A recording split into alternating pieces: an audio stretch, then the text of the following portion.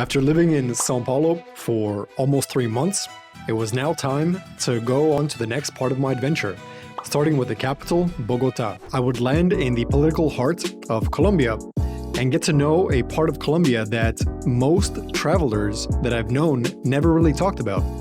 The game plan was to stay here for 7 days, go out with a couple people from my hostel, and then get to know as much of the city as possible.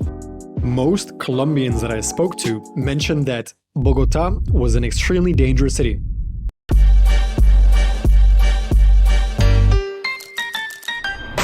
So, upon arriving from the airport, I grabbed my luggage, used a taxi app to order myself a taxi, and headed straight to my hostel in the old historic district of Candelaria. Upon arriving in my hostel, I signed up for a walking tour that would take us around the district of Candelaria and show us around in different coffee shops, little restaurants, as well as the supermarket to try out different fruits available in Colombia. And while the tour took us to various spots that featured different variations of chicken and pork and beef, I simply ordered myself something that was vegan, so that consisted mostly of lentils, rice, and various veggies. That was just enough for me, since I'm vegan. After grabbing some more food, we continued our little tour around the historic district of Candelaria with the safety of our tour guide. The district felt extremely bohemian, since everything was decorated in graffiti, and the little shops and alleyways featured different vape shops, bars, and salsa music along the way. The Candelaria district reminded me of a pueblo mágico, or a magical village that you would typically find spaced all around Latin America and especially Mexico. So this wasn't anything new in particular for me, but if you really want to see old colonial Spanish architecture, then Candelaria is the place to go for a tour while in Bogota.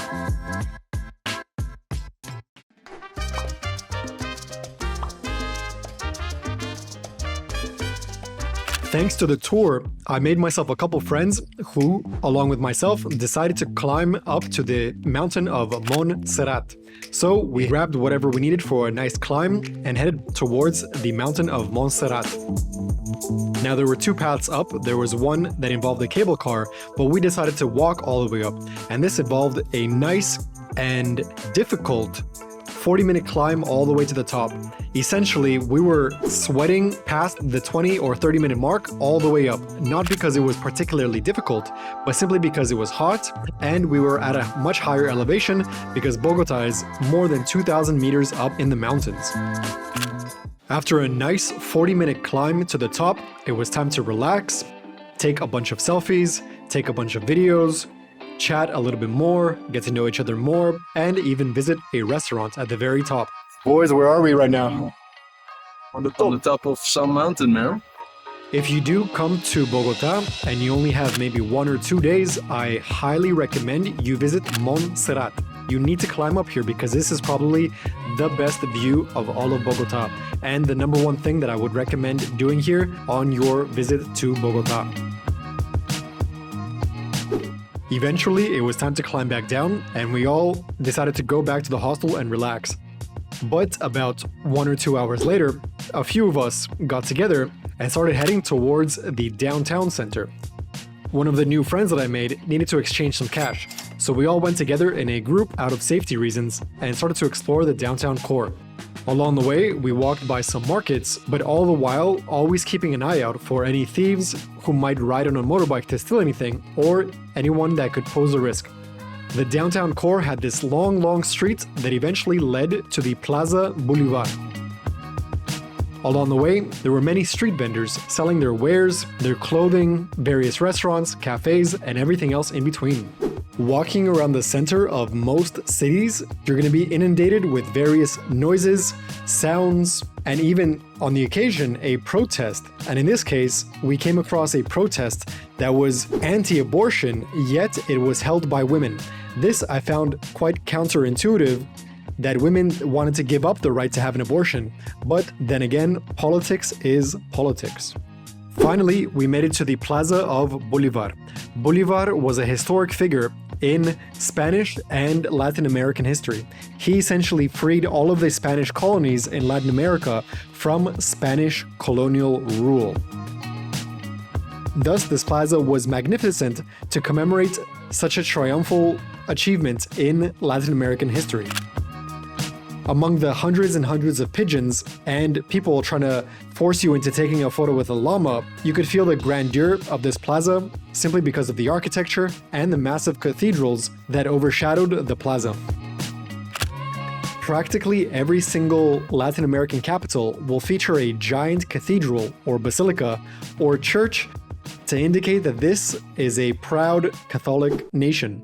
Whether it's still believing in Catholicism or not, you will undoubtedly find a massive cathedral pretty much in every single capital in Latin America. After visiting the cathedral, we continued to walk around the downtown core. One of the things that you notice is the large presence of police as well as military in pretty much every direction. This is because Bogota isn't a safe city, but it's also the political heart of Colombia. So safety is a requirement here because there has been many terrorist attacks and explosions that took place here over the past several decades. Finally, when it was time to head back, we came across a street where street vendors would come and simply show their wares on a piece of cloth. Unlike in Canada or the United States, where this typically does not happen, in this case, this is quite normal in Latin America. I've seen this before in Mexico, in Ecuador, in Costa Rica, where people sell whatever they have to sell in whatever space is available to them.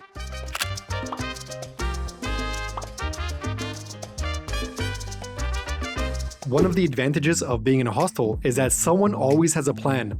So that night, one of the boys had a plan to go to the district of Zona Rosa. The Zona Rosa is the much nicer, much more upscale, and much newer district of Bogota, Colombia.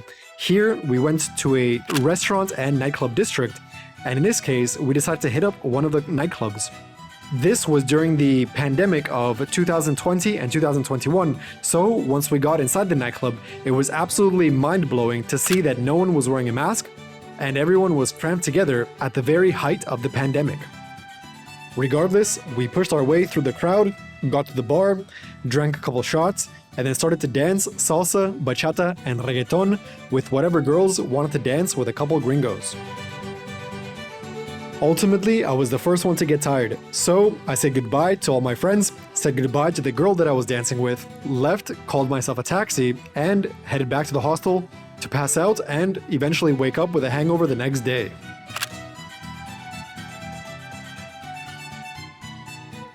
The following day was probably the most fun I had in all of Bogota. If you do decide to come to Bogota, I highly recommend that you end up doing the bicycle tour. This tour will literally take you all around the city, going through every single district that you typically wouldn't go by foot. Also, since you're going in a large group, you are assured of safety all along the way. My favorite part of this tour was weaving in and out of traffic. Whether it was going between buses or cars or even people, this was probably the most amazing part of the entire tour because it would boost you a little bit with adrenaline, but nothing ever happened, everything was good, so the bike tour was definitely something that I have to recommend. Along the way, we would stop and the tour guide would explain to us the different districts, the different neighborhoods, the different pieces of history, the different pieces of graffiti, and everything else in between to give us a better understanding of what was happening in the city of Bogota. Once again, I have to point out that this was probably the most fun I've had on the entire tour, simply because you were driving in and out of traffic at high speeds, while at the same time trying to avoid getting hit along the way. While nothing ever happened, keep in mind that this might be a safety issue for some, while for others, this is a fantastic experience and you get a little bit of that adrenaline rush, despite not doing anything that would be considered an extreme sport. One of the destinations along the way featured various fruits that you could find all over Colombia. These fruits, about 30 to 40% of them, I had never even heard of before. Although I didn't take any videos of them, you definitely have to do this food tour because you're going to discover so many different fruits that you've never heard of, yet at the same time, they're all absolutely amazing to try for the first time. After the fruits tour, we continued our way towards the more dangerous neighborhoods of Bogota. Thankfully, it was the daytime, so nothing was going to happen, But during the nighttime, the tour guide mentioned that we should definitely avoid this area of Bogota. The tour guide even took us through the red light district of Bogota. I would have loved to record this area for you, but unfortunately, for safety reasons, I decided to hide my phone for this area of the tour.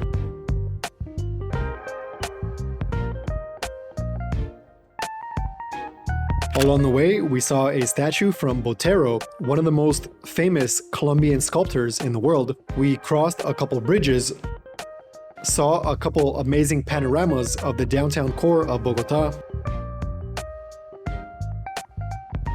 And along the way, the tour guide took us to various artistic pieces of graffiti that tried to beautify the dreary red and gray buildings of Colombian cities, and in this case, of Bogota.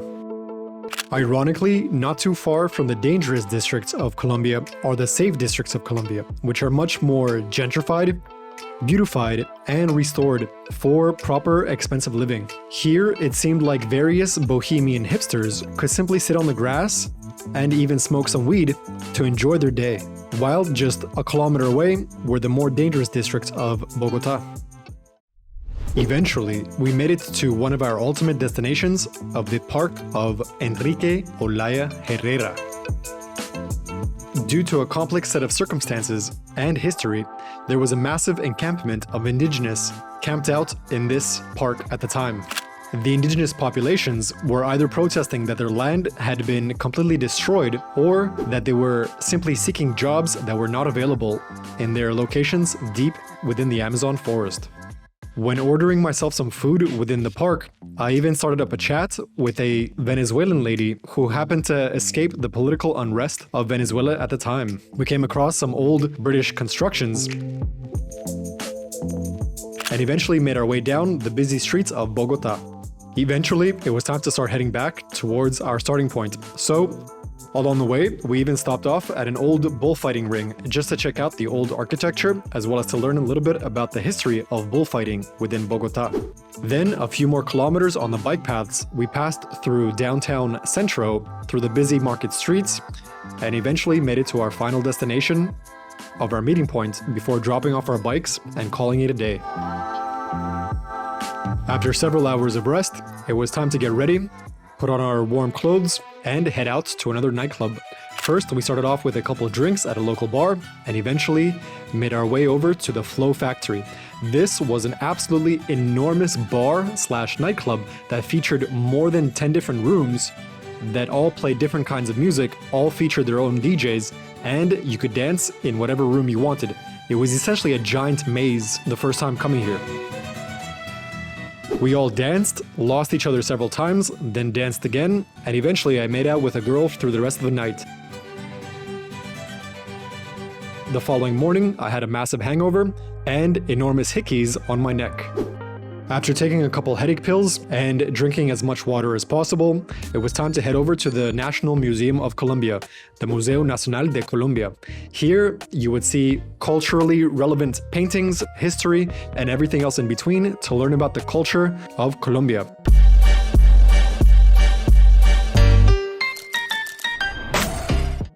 Once again, one of the wonderful things about staying in a hostel is that someone always has a plan.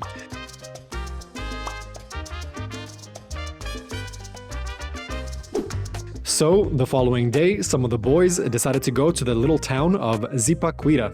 This town is essentially a pueblo mágico, or a magical town, located just an hour away by taxi from Bogota. The downtown core of Zipaquirá is a clear representation of what towns all across Colombia, as well as Latin America, would have looked like many centuries ago, during their colonial times as well as their post-independence times in the Republican era. But our real mission within Zipaquirá was to make our way down into the salt mines deep within the earth. While nowadays, salt is in an extreme abundance, back in the colonial and imperial days, salt was worth fighting over.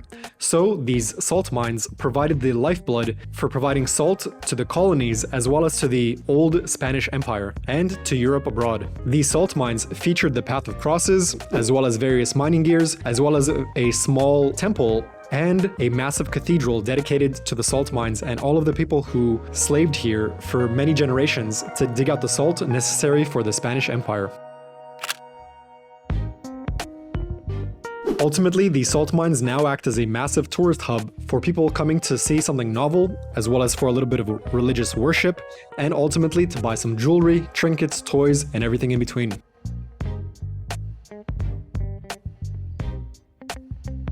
Keep in mind that when you do decide to come here, there's an entrance and an exit. The entrance is pretty straightforward. You simply walk and you make your way through the salt mines. But when you're ready to leave, you actually have to wait for a train to come. And this train can take anywhere from 20 to 30 minutes of waiting. And sometimes it can even take up to 40 minutes of waiting just to leave the salt mines. So if you are impatient and you don't want to wait for the train, you can actually just head back towards the entrance and exit that way.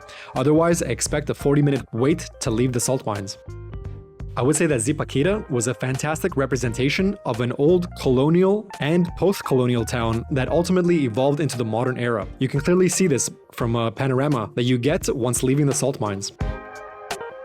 Afterwards, we all decided to go and grab some food at a local restaurant, sat around for maybe 30 minutes or so, then walked around the town a little bit more. The boys needed to find themselves a bus to the next destination, while I simply joined them for a nice walk around the town. Once we left the main town square, we came across some family parks that were eventually introduced in order to modernize the town, as well as some skate parks for the more modernized culture.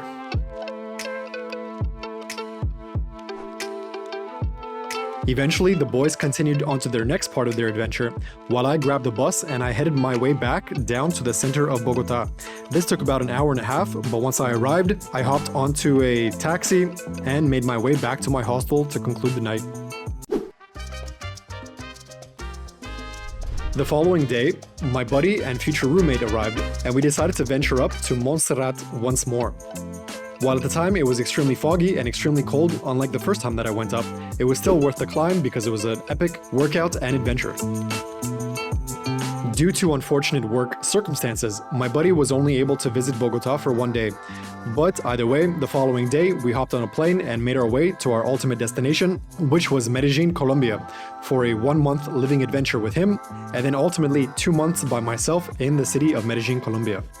Anyways, I hope you enjoyed this video. I probably should have narrated these videos in the moment at the time when I was in Bogota, but this is the best that I could do. The following video you should definitely check out is the video about Medellin, Colombia, where I explain everything you need to know about Medellin, Colombia. Anyways, if you enjoyed this video, make sure to hit the like and subscribe button, and I will see you in the next video. Salute.